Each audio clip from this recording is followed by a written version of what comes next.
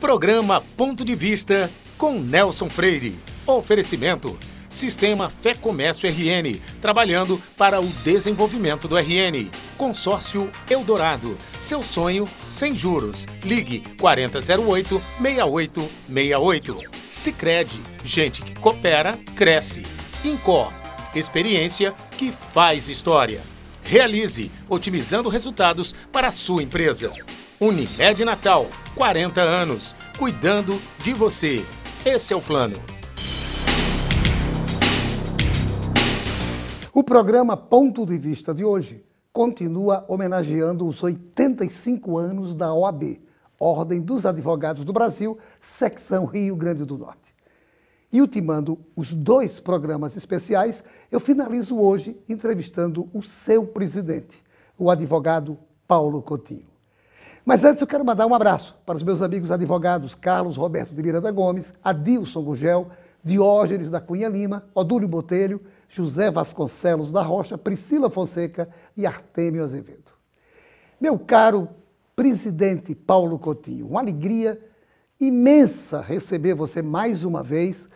Eu me lembro que durante a campanha eu tive a oportunidade de fazer um programa especial com você aqui e hoje, especialíssimo, concluindo a série de 2 programas em homenagem à nossa OAB que você preside, de modo que renovo os agradecimentos por você ter aceitado esse convite e estar conosco. Eu que agradeço, Nelson, e é sempre um prazer estar aqui, conversar não só sobre a advocacia, mas sobre a sociedade e reconhecer a preocupação que o programa sempre tem de levar para o público informações relevantes e importantes para que a sociedade potiguar possa receber na sua casa essas informações. Paulo Coutinho, como está sendo presidir a nossa OAB aqui no Rio Grande do Norte, nesse período do início da sua gestão até agora? Nelson, a ordem, a importância institucional da ordem, ela faz com que a sua presidência venha carregada de uma responsabilidade muito grande, né? A ordem, ela tem uma atuação direta na advocacia, ou seja, a preocupação com os problemas do dia a dia do exercício profissional, mas a sua história nesses 85 anos faz com que a sua participação junto à sociedade civil seja também uma demanda muito forte da instituição. Então, a presidência da ordem traz essa responsabilidade, mas como eu disse no programa que estive aqui ainda em campanha, nós nos preparamos para isso, né? A nossa história dentro da ordem, dentro da seccional do Rio Grande do Norte, foi pautada em conhecer todos os seus recantos, todos os seus aspectos para poder estar à frente da instituição, tentando fazer aquilo que de melhor possa ser feito em prol da advocacia potiguar e em prol da sociedade. Todo aquele programa que você mostrou no passado aqui, quando eu lhe entrevistei, todo aquele programa que você traçou para executar, ele está sendo executado agora na sua gestão, você já como presidente? Tá, nós estamos fazendo um levantamento, inclusive, a cada ano nós fazemos um levantamento, né, daquilo que foi oferecido em campanha e aquilo que nós já conseguimos realizar. Hoje nós temos, percentualmente, nós temos mais de 75% das nossas ações apresentadas como programa de campanha já realizadas pela ordem. E, obviamente, nós temos aí um ano de mandato ainda pela frente, né? O nosso objetivo é ultrapassar. Na verdade, nós realizamos aquilo que prometemos, mas, além disso, foram surgindo novas demandas, né? A ordem termina se movimentando de acordo com a necessidade do advogado, com a necessidade da sociedade, e vão surgindo novos projetos, né, novos programas que vão sendo implementados. Então, nós temos a tranquilidade de dizer que estamos realizando aquilo que apresentamos. Há ainda muito a se fazer, mas esse muito a se fazer nunca vai deixar de existir, porque a profissão se moderniza, a sociedade atravessa hoje um momento de grande crise institucional, né? Então, as nossas instituições maiores estão aí, nós vamos falar sobre isso mais adiante, né? Mas estão na berlinda e a ordem, nesse momento, é sempre chamada a se manifestar. Então, nós vamos construindo a gestão de acordo com as necessidades que vão surgindo e a gente tem feito isso e graças a Deus, temos conseguido dar vazão ao que apresentamos e às demandas que vão surgindo. Paulo Coutinho, você se notabilizou ao dar visibilidade à Caixa de Assistência Aí você me dizia, naquela entrevista que fizemos no passado, que mais de 70% dos advogados passaram a usar os serviços dessa Caixa. A pergunta é a seguinte: continua sendo a menina dos seus olhos a Caixa de Assistência? Sem dúvida. A Caixa de Assistência, ela é, para o telespectador, importante esclarecer novamente, né?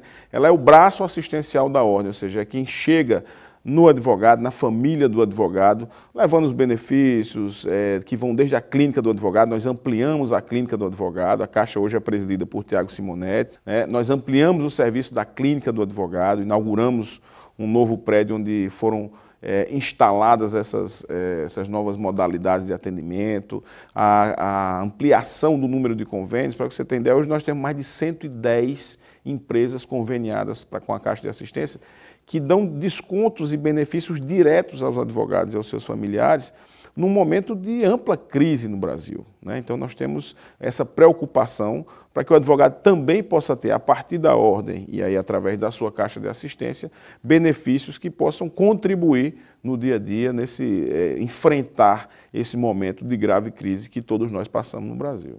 Paulo, são quantos os advogados inscritos hoje na OAB secção do Rio Grande do Norte? Hoje nós temos o número de inscrição, nós temos 16.300 advogados inscritos. Advogados ativos, ou seja, que ainda estão no exercício profissional, nós temos cerca de 12 mil advogados. Então já temos aí um crescimento nos últimos 10 ou 15 anos que supera em muito todos os 80 anos anteriores, né, em função do grande número de advogados que vem sendo formados nesses últimos anos. Você falou há pouco, e claro, vamos dissecar uma série de assuntos da atualidade. A pergunta que eu lhe faço inicialmente, então, nesse caso, focando agora nos problemas da crise nacional que todos nós, lamentavelmente, estamos vivenciando. Hoje, a OAB, ela continua atenta com o mesmo ímpeto que no passado se tornou tão visível na luta para melhorar os momentos políticos da época, hoje, essa crise política brasileira atual. Como é que está trabalhando, como é que está funcionando a OAB? Ela está visando dar uma contribuição efetiva para que essa crise institucional, inclusive, possa ser minorada? Não, sem dúvida, Nelson. Nós temos hoje, na verdade, um grande desafio. A Ordem dos Advogados, nacionalmente, tem um grande desafio. Nós vivemos um momento em que a sociedade brasileira se apercebeu que nós tínhamos uma classe política contaminada pela corrupção.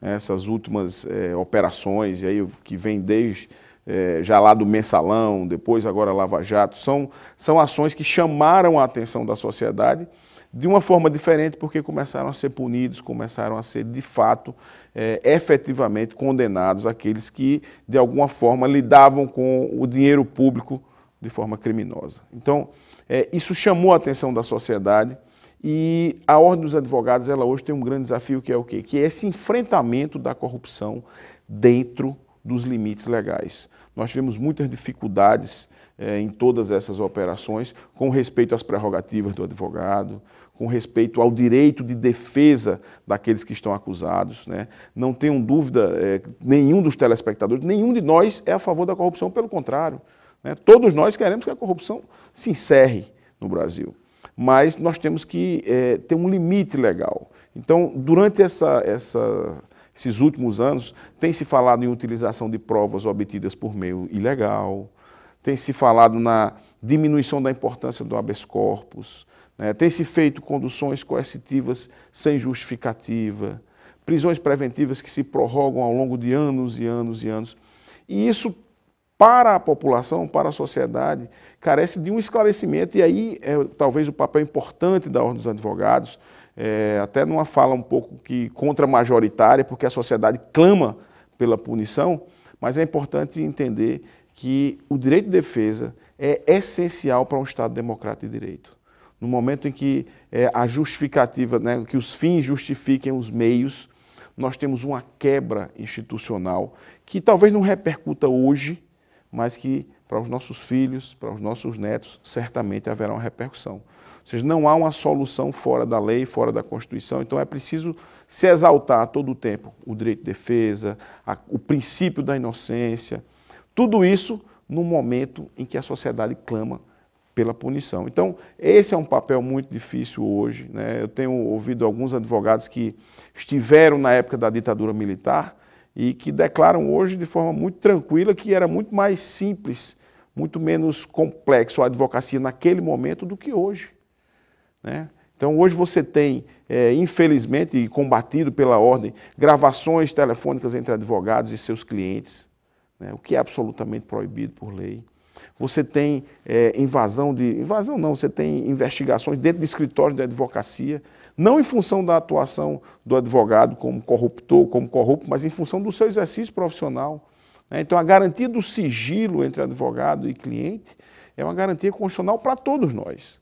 Então, há uma dificuldade hoje e é em função desse clamor social de que se dê um basta naquilo que no Brasil, nas últimas décadas, né, se construiu a partir da corrupção, que nasce, e aí essa foi uma grande defesa nossa, que nasce no processo eleitoral. É isso que nós estamos vendo aí, infelizmente. Então, acho que o papel da ordem hoje, como fala da sociedade, deve ser o de exigir, sem dúvida nenhuma, a punição, as investigações e exigir, ao mesmo tempo, o respeito à Constituição, o respeito à lei nessa apuração. Então, hoje é buscar esse equilíbrio, alcançar esse equilíbrio, ou seja, atingir a punição, buscar resolver o problema da corrupção, ao mesmo tempo com respeito à lei e à Constituição. Mantendo o que está estabelecido. Isso me recorda, eu assisti uma palestra do advogado Paulo Lopes Saraiva e, em seguida, aquela palestra, semanas depois, eu o convidei e ele veio aqui. E exatamente nós tocamos nesse assunto. Hoje, com essas modificações que às vezes parecem ficar diferentes daquilo que deveria ser o normal, ele dizia a mim que aumenta a responsabilidade não só da OAB como entidade, mas de cada um advogado em particular. Ele dizia aqui que o advogado precisaria estar atento a esse momento ímpar, diferente, para que ele não seja diminuído naquela sua função específica que é definida, que é de exatamente exercer com liberdade a sua profissão. Eu queria só seu ponto de vista sobre essas afirmações que ele fez aqui. Tem uma frase de Sobral Pinto, que foi um grande advogado carioca e durante toda a ditadura militar, na verdade, foi defensor de Luiz Carlos Prestes, e ele dizia que o bom advogado não escolhe causas. Ele exerce a sua função, o seu exercício profissional dentro dos limites legais, com respeito à Constituição, mas não escolhe causas. Então, o que a advocacia defende, o que a ordem tem que manter sempre altiva na defesa é o exercício profissional, independente de quem seja o seu patrocinado, independente de quem seja o seu cliente. Então, defender o criminoso não pode criminalizar o exercício profissional. Então, o advogado tem sim que ter os cuidados éticos que o Código de Ética lhe impõe, mas ele tem que fazer a melhor defesa possível para qualquer que seja o seu cliente. A sociedade às vezes não entende isso, confunde um pouco. E é preciso afastar essa criminalização da advocacia. O advogado exerce ali o papel, assim como o juiz exerce o dele, como o promotor exerce o dele, em igualdade, em isonomia de papel e de funções, cada um dentro da sua área. Mas é preciso tirar essa pecha, né, de que a advocacia se confunda em algum momento com o seu defendido. Então, eu acho que é importante o papel do advogado hoje, mas, sobretudo, para que a sociedade tenha essa compreensão da importância de ter o direito de defesa assegurado em qualquer que seja a situação envolvida. Perfeito. Não saia daí, nós voltamos em instantes para o nosso segundo bloco. Programa Ponto de Vista com Nelson Freire. Fazemos juntos, primeiro por instinto e depois, quem sabe, por amizade, por carinho e também por tradição, por amor, por você e por cada um de nós. Fazer juntos, porque gente que coopera, cresce.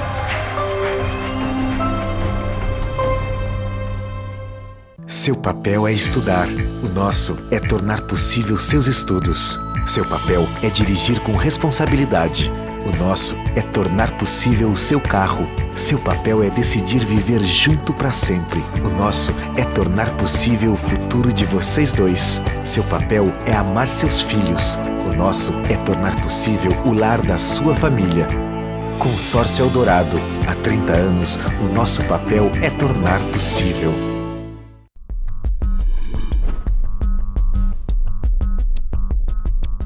Com uma infraestrutura moderna, o Senac oferece mais de 30 opções de cursos no segmento de saúde. Pioneiras no Rio Grande do Norte, as habilitações técnicas em áreas como podologia e estética são diferenciais da instituição. Também se destacam cursos de enfermagem, saúde bucal e o novo técnico em ótica, além de qualificações como massagista, cuidador de idoso, primeiros socorros e agente de combate às endemias. Os laboratórios do Senac contam com equipamentos de última geração e estão estruturados de maneira que o aluno possa vivenciar situações reais no ambiente de trabalho. Multiplique suas chances. O Senac tem as ferramentas que você precisa para transformar o que você gosta de fazer em uma atividade de sucesso. Senac, uma instituição do Sistema Fé Comércio RN. Programa Ponto de Vista com Nelson Freire. O INCOR Natal é especialista em clínica e procedimentos de alta complexidade ligados ao coração. Além de ter a melhor equipe de cardiologia da cidade, também oferece serviços de geriatria, endocrinologia, neuropediatria, dermatologia e outras especialidades, tanto na unidade da Miguel Castro como na unidade da Promater. E a Unimed Natal completa 40 anos de existência e de muitas conquistas. A maior delas é fazer parte da vida de mais de 132 mil beneficiários. Quem tem Unimed Natal conta com mais de 1.400 médicos cooperados, além de uma ampla rede de hospitais credenciados. Seja você também um cliente Unimed. E nós voltamos à nossa entrevista com o presidente da OAB Secção Rio Grande do Norte, Dr. Paulo Coutinho. Paulo, o que é que você acha do fenômeno da judicialização da política no Brasil? Está havendo excessos? Eu acho que nós precisamos cada vez mais, e o papel da ordem nisso talvez seja essencial, esclarecer à sociedade que um Estado democrático, pleno, não existe sem o exercício da política. A política é essencial. Na hora em que nós judicializamos todo e qualquer questionamento, na hora em que passam a ser geridos muitos dos aspectos, né, da administração pública a partir da judicialização, nós temos uma inversão de valores que não contribui para a formação da sociedade. Essa é a nossa análise e que vem não apenas do que está acontecendo, mas vem do histórico muito forte em países que já alcançaram um desenvolvimento republicano maior do que o do Brasil. A ditadura do judiciário, ela não contribui para um Estado democrático de direito. É essencial a participação do judiciário na fiscalização, na punição, mas a administração passa necessariamente pela política. E eu acho que é preciso que o brasileiro, o potiguar, ou seja, todos nós, cidadãos, tenhamos essa compreensão da importância da política para a formação de um Estado democrático. E a criminalização da classe política, como está se vendo hoje, isso contribui ou não contribui para um aperfeiçoamento democrático? Isso vem exatamente no que eu acabei de falar, ou seja, você não pode criar na mente do eleitor, na mente do cidadão brasileiro, a pecha de que os políticos são maus, os políticos são corruptos, eles é quem acabam com o Brasil. Não existe república que venha a funcionar sem a classe política. A classe política é a essência da democracia. É a essência da democracia. Senão nós vamos voltar para a ditadura, vamos voltar para os regimes de exceção. Né? O que o brasileiro precisa se conscientizar, Nelson, é que ele é responsável pela classe política que lá está. Somos nós que elegemos os nossos políticos. Né? Então é preciso, primeiro, separar o joio do trigo. Nós temos, a imprensa muitas vezes faz isso, ou seja, generaliza toda uma classe, né, colocando uma pecha de corrupção em cima dela, que quando você vai fazer a conta não é assim, né? Mas aí você já jogou na cabeça do telespectador, do brasileiro, não, todo político é ladrão, todo político é corrupto. Nós precisamos, por baixo. nivelando por baixo, nós precisamos afastar isso.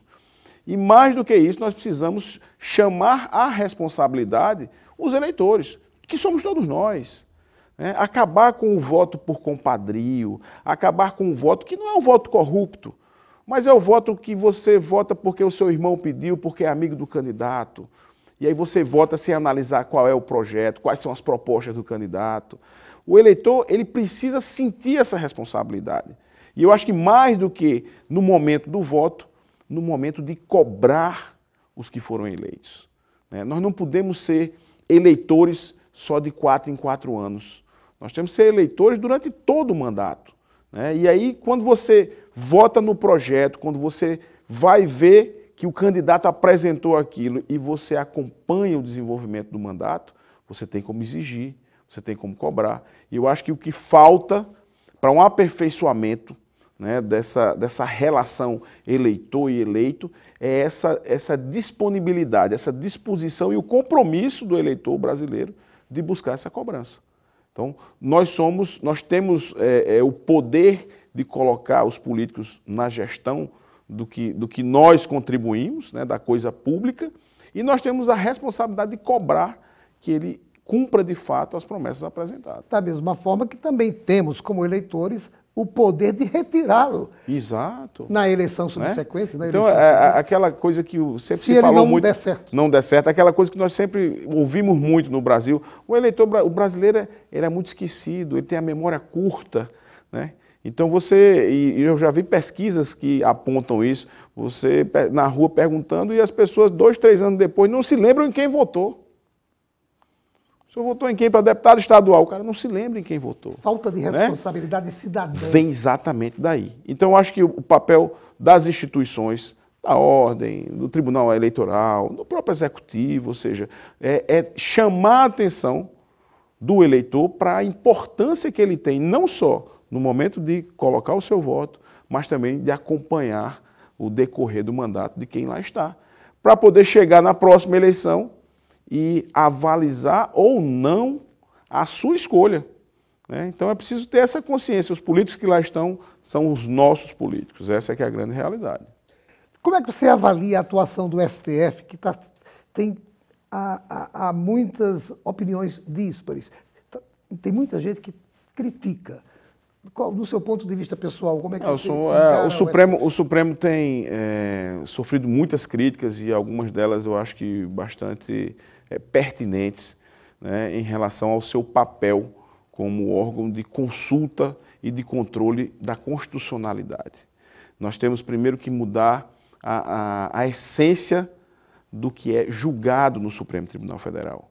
Nós temos uma Corte Constitucional, que é o Supremo, ou seja, que deveria estar julgando os grandes casos, as grandes questões que envolvem a sociedade brasileira. E nós temos um Supremo que ainda julga ladrão de galinha. Literalmente. Nós tivemos esse ano julgamentos de quem roubou uma pasta de dente num supermercado, que foi bater no Supremo Tribunal Federal. Né? Então, essa coisificação, vamos chamar assim, ou seja, o Supremo ele não pode ser analista de casos, ele tem que ser julgador de causas. E eu acho que isso é que falta um pouco. E nesse momento de grave crise, o que nós, infelizmente, nos deparamos nos últimos anos é com uma interferência direta do Supremo, né, no processo político, no processo de julgamento e de análise que deveria vir por parte do eleitor. Sem, obviamente, retirar o papel de julgador, de fiscalizador, né, e de punir aqueles que sejam criminosos.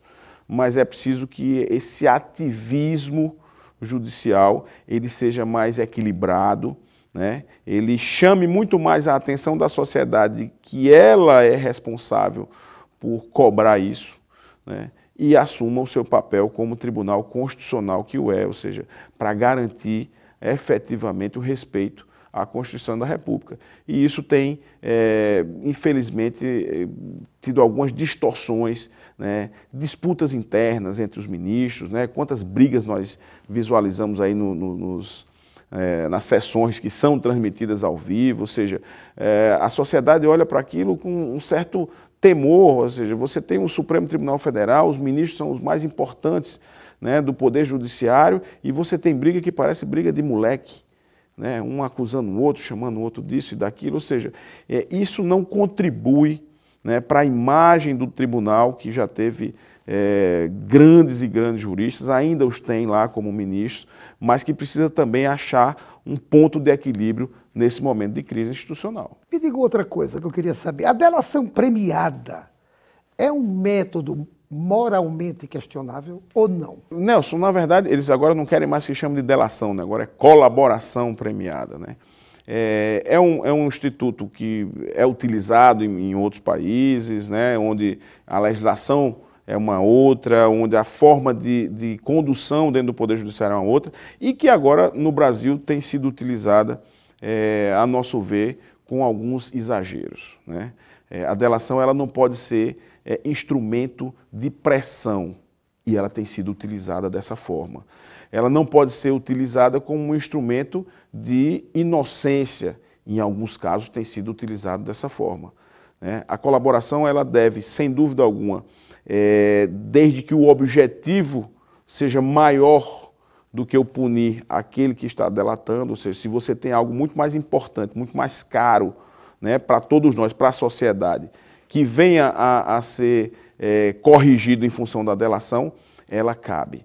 Ela não pode caber, como em alguns casos está acontecendo, para a troca de ameaças, para, na verdade, muitos casos que nós já acompanhamos que não se confirmam, né? Ou seja, o delator ele vai e fala da boca para fora, mas na hora da prova em si, ela não acontece. Então, é um instituto válido, importante, mas que precisa amadurecer ainda no Brasil. É uma utilização que vem acontecendo nos últimos anos de uma forma muito contundente, né? E assim, eu acredito o processo de colaboração, essa identificação de muitos dos problemas de corrupção nessas últimas investigações, e acho que isso é positivo, mas acho que os exageros precisam ser controlados, acho que precisa se buscar um equilíbrio na utilização do Instituto, e acho que esse amadurecimento vem com o tempo. Nós tivemos algumas, essa semana mesmo, nós tivemos deliberação no Conselho Nacional do Ministério Público que